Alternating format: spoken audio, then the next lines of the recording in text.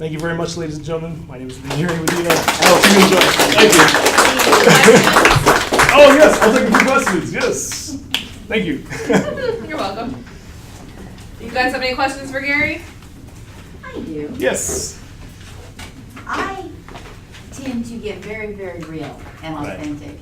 One of my characters knocks this woman in the head and drags her into the swamp. Yeah. And because that's in my head, I was that mad at that lady right then, so that's what I wrote. Right. But it doesn't seem like people, they do want to see a fantasy world. They do want to escape. But I feel like what I'm writing about are really problems that people run into. You got this conflict in you. You really do want to kill somebody even though it's wrong. And, you know, but it seems like people aren't that interested. So I'm wondering how, because it's important, because we don't live in Star Wars, we live here. So it's important that we can get some maybe help and some understanding how to live here more contentedly.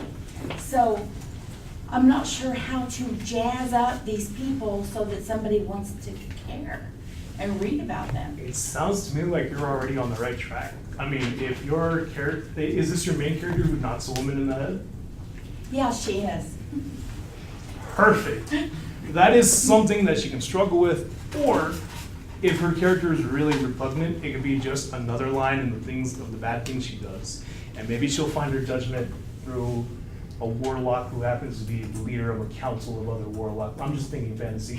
Wow. Yeah. Like, because, you know, when it comes to, like, no matter what we do, when we write really good fiction, it's always going to involve problems from the real world. Because part of really good fiction is when you feel a connection to the characters, or to the stories, or to the themes and whatnot. So, you know, sounds to me like you're on the right track. Okay, it's just maybe there's just not that much audience for it. You'd be surprised. Yes, Steve. Perfect segue, audience. Okay, so romance novels that have these like flat 2D characters, how come they still do uber well? Wow. This is a go. Because they want to live in a world that doesn't exist. It was the last thing I said, is that it's not always bad. People want to escape, you know, into their fantasy worlds, which is why a lot of those books do really well. You know, if you're not good with relationships, you'd like to envision yourself as the attractive intern who doesn't really think about how she's attractive, but everyone fawns over. She meets the rich guy. Yeah, you know, she happens to meet the one rich guy who happens to be a really cool dude. I mean, who wouldn't want to live a life like that? Which is why those books sell really well. I mean, it may have had the bite of attacking those, but in truth, this was just to really get realistic with it. There's nothing wrong with a fantasy or a power vehicle or nothing like that. Well, sure, and I love my happy endings, but the dime a dozen, like, just like they're given a name and like physically described in the story, and that's about it. They might have some of those the hot flaws, the tacked on flaws, yeah. But that's, I mean, there is no dimension, and they're just like churned out, like, you know.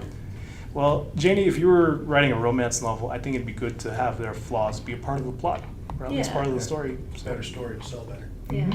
Don't you think that this has a huge part to do with, how do I word this, like personalities? So you have pessimists, you have optimists, you have realists like myself. So I gotta say this so I don't get myself in trouble.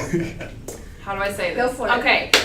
I know what reality is, and reality is some swanky, awesome, delicious man who has all this money isn't going to sweep me off my feet, and we're going to live happily ever after. The reality is there will be flaws and bumps and obstacles and all these things. And maybe if I'm reading a juicy thriller, somebody dies. I don't know. But don't you think that the reason why why romance and all that is number one because of the stats? So over 70% of readers are women. Romance is the number one biggest moneymaker, right? So we've already got that figured out. Well, why do so many of these novels all have the literal exact same plot with the same characters? Why do they keep doing it? Do you have any thoughts on why that might be, or do you have any? I don't know. It's just an interesting conversation to me. Right. No, for sure. And lots of people I'll have get to hands. it for sure. I'll get to, like I already see the order which I'm going to go in. But I think a big part of it is, like I said, the whole like power fantasy or like the vehicle, because readers are an interesting bunch in which when they read one type of story, they want more of it. That's why we see a lot of the same plots and same characters put over and over again, just with a different title, different cover. People love what they love, and they want to stick with what they love. You know, I hope that answers it sufficiently. But I'll let them do their thing because they've been flailing their arms. Okay, so that just made me think with like the power vehicles. There are like ex-reader stories online where like instead of a character name, it is literally just a little parentheses with your name in there. It's like written in second person and they're YN, yeah. Yeah, they're online everywhere, and it just makes me think of that. And there are self-inserts everywhere, so I don't know, it just popped in my mind. And secondly, what are like a lot of common tack-on flaws? Like, Yeah. Like, and you know, I could get into this like a whole lot more. We're talking your self-insert who happens to be very beautiful, but everybody treats her bad because they think she's weird. she's too pretty. She's too pretty. She's too weird. And she magically The transforms heterochromia, story. where the two eyes are different colors, is too weird to them. He does that all the time. Yeah. That's It's kind of really a hot rare. flaw. It's like, There's actually a book you can get by Angela Ackerman, who wrote The Emotion Thesaurus. I have it at my house. It's called The Negative Trait Thesaurus. There's a positive one as well. If you guys need help coming up with flaws for your characters, whether physical, mental, whatever, you can go get the Negative Trait Thesaurus on Amazon and use that to help you. And then I also have a blog post on flaws that I'll put in our group to help you. Because, like, you can have physical flaws and mental for your characters. So, like, the physical flaw for my guy is asthma. And that winds up being an issue for him throughout the story when he's scaling up a mountain or when he's in a cemetery and his asthma hits. So you can think about physical flaws, too. I had a hand up here. I've spent a number of years hanging out with romance writers. I've written one romance novel, but the thing I know about them, and most of them are multi-published authors, and a lot of times it depends on who your publisher is. If you're publishing with Harlequin, or if you're publishing with certain publishing houses, they pretty much dictate what your hero has to be, what your heroine has to be, and you've got to write around that, or they're going to come in and edit the hell out of it. And they want that shallower kind of thing. But you're also seeing a big movement in romance writing where both characters are flawed. Oh, that's And awesome. where, or not the weak, timid woman. I mean, you take Merlin Lovelace, all of her women are in the military and pretty much kick-ass heroines, you know. And Sharon Sela has almost always the, hers aren't so much the bad boy as the tremendously flawed, and I've got a great deal of problems, guys. And so you're in that whole genre, you're seeing a lot of expansion in terms of what people are writing. And some of them are really well written.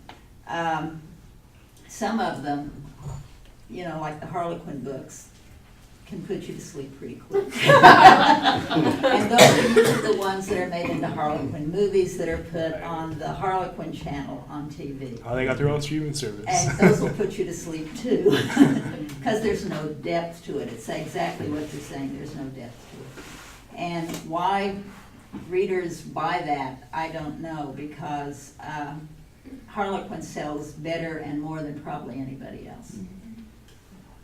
But there's a lot of money in it. I have friends who can tell you that.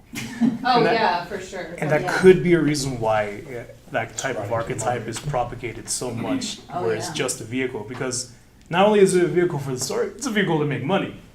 And Oh, at the yeah. end of the day, when you're writing, you also gotta make some scratch, you know? So that But could if be. you compare, okay, like this is so interesting to me. Compare how many people read romance novels to the people who read literary fiction. Yeah. What is the difference? I mean, I gotta say this without getting in trouble. Okay, No, because go I right read ahead. romance novels too. Okay, We're throwing but chairs, go right I'm ahead. just saying, like, there's a smaller percentage of people who read literary fiction because literary fiction is what? It's written for smart people. It's written for people who really, really want to like dig into the craft of writing and like, immerse themselves. Whereas romance is going to be like that quick page turner. I can read this at the beach in an afternoon. I can, and so again, to me, it makes me think about the personality of the human reading it and how the majority for romance, the majority of people aren't going to be the literary fiction type readers. The majority is going to be I need something quick paced. I don't know if I'm making sense. No, but I'm that trying. totally I'm make not plenty here of that sense. late because you find readers who read both. Well, that is true, You but know, what, and I think that, and the thing I see in literary fiction is that it has a tendency to be just the opposite of the happy ever after. Okay. To where if you're reading literary fiction,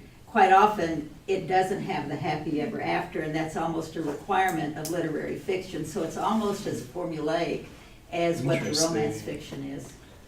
And there are writers in both genres, the literary and the romance, who are terrible, terrible writers. And there's some in both that are really, really good. Yeah. So it just depends on who you're dealing with. And I think part of it is that a lot of people who wouldn't otherwise read books will read romance. That's what I was thank you. He literally said what I've been trying to put Yeah, into words. I thought that was maybe there. Thank Something you, there, yeah. honey. Is it like, a lot of people just, Yes. Thank you. That's what I I read would say. both.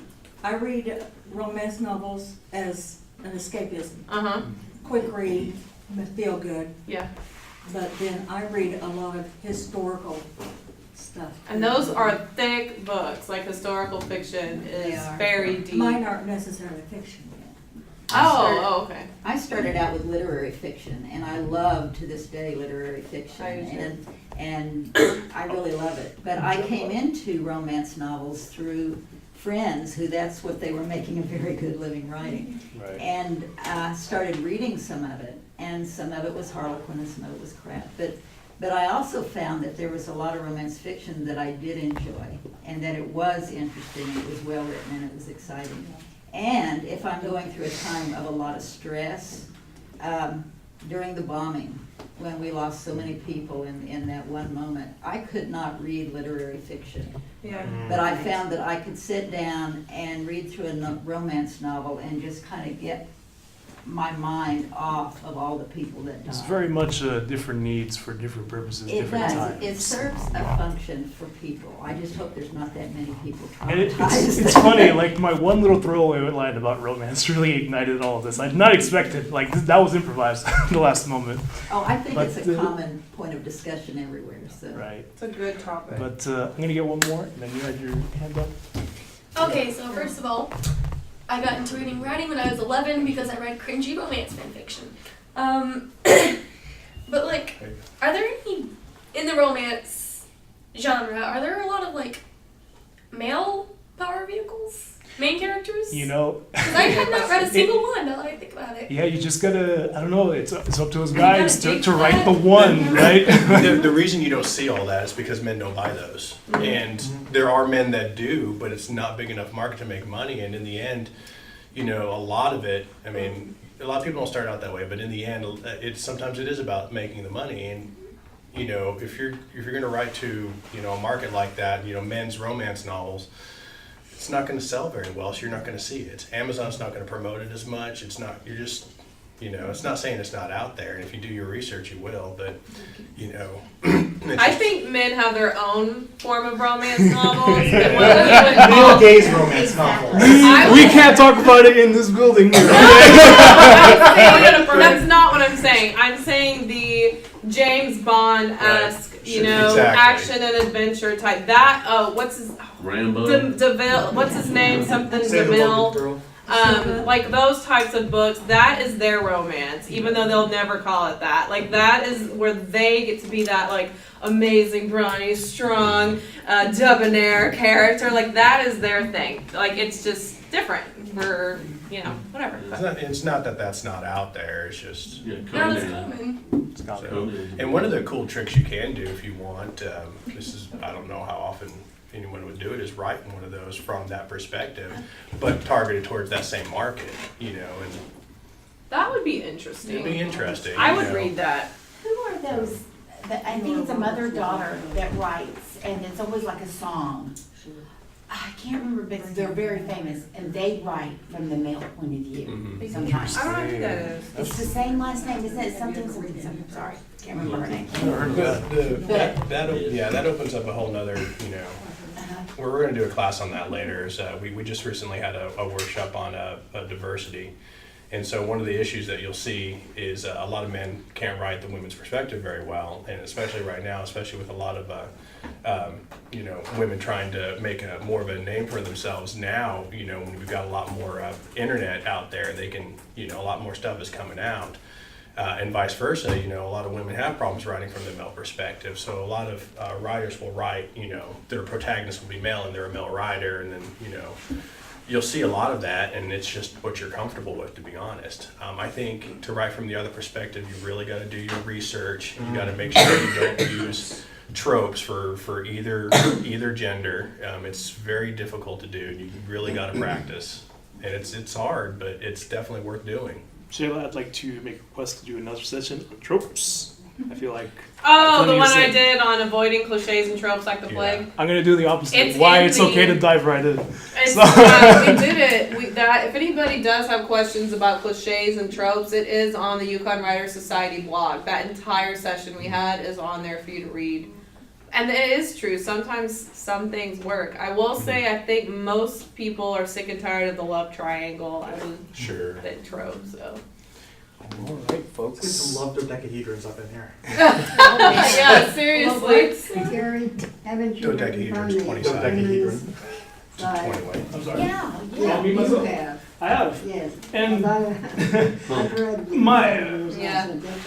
A Pretty Facade? Yes. Yeah, that was awesome. I mean, like, usually how I approach when I write women is they're people, so I write them like people. No way. Yeah. I know, crazy, right? They're people. They're people. It's like, Just like you and me. What? Females, they're just like you and me. yeah. No, I mean, Let me ask you, how did you feel about writing that way? yeah. oh, it was definitely, obviously, it was foreign because I'm not a woman, but I also took it into the perspective of like, I'm writing this as a person, but I also have to understand. I grew up around a lot of women. When my dad wasn't around for the first 10 years, it was me, my mom, and my sister. And I always took the protective role of my younger sister. And, I watched my mom struggle on her own. And, I'm not going to say I'm the first and foremost expert on relations between men and women, but I generally know how to be a decent human being. Yeah, and it's given me the advantage of seeing how scummy guys can be and like what kind of issues women go through. Again, I'm not saying that I'm an expert in any of this. I'm just from where I've been, what I've seen, and that's what I'm going with. I think you said it right there because in A Pretty Facade, it's Maria, right? Yeah. Or Maria or Maria? Maria. Okay, yeah, Maria, what is she dealing with? A scummy guy, right? All of them are. They're just... Ugh. Yeah. So it's interesting that you just said that about yourself because you're like, okay, I'm able to see the the crappy relationship between this really great woman and then, in particular, like the scumbag type of guy. Yeah. So you were able to show in A Pretty Facade how that woman would react to a man who acted like that. So I mean, that's interesting to me that you just said that because I was thinking about A Pretty Facade the whole time. So. Yeah. At the same time, you need to be, cautious because then, then if it starts becoming too predictable sometimes where the woman does have the scummy guy, she knows exactly what the scummy guy is going to do. I know where you're going to go with that. Conversely, that gender trope can be switched. Men have a lot of the same issues, with, two controlling people that they know, two controlling girlfriends, and, I would have to say I commend you for using your real life experiences because that makes it more real. I think if you hop on the internet and start looking at these roles and then trying to force feed it into a book, you're going to mess up horribly and people are going to nail you on it. And I think it goes back to the stuff I was saying before, in which when I write female characters, I don't write them with the idea of these are like, you go girl, yes queen. I don't write from that perspective.